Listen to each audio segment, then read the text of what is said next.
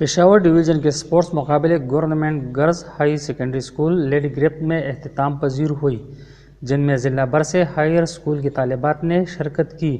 مہمان خصوصی D O خواتین Peshawar madam Ulfat, sports secretary ضلع Peshawar madam Zahida, director sports education Ibtihar Shamozai اور اسپورٹس انچارج بلقیس قیوم کو طالبات نے بینڈ اور ٹیبلوں کے دستوں کی شکل میں سلامی پیش کی۔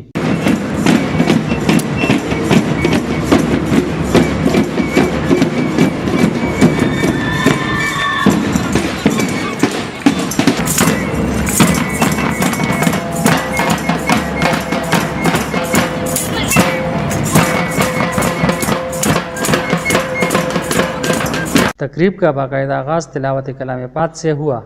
ضلع بھر کے مقابلے میں پہلی، دوسری، تیسری پوزیشن ہولڈرز طالبات کو انعامات اور سرٹیفکیٹ سے نوازا گیا۔ ہائر سیکنڈری خیبر کالونی کی اسٹوڈنٹ اور یہ فرسٹ ٹائم ٹیبل ٹینس میں ڈسٹرکٹ میں بھی اور پول میں بھی فرسٹ ٹائم، اور اس گیم میں حصہ لے کے مجھے بہت اچھا لگا۔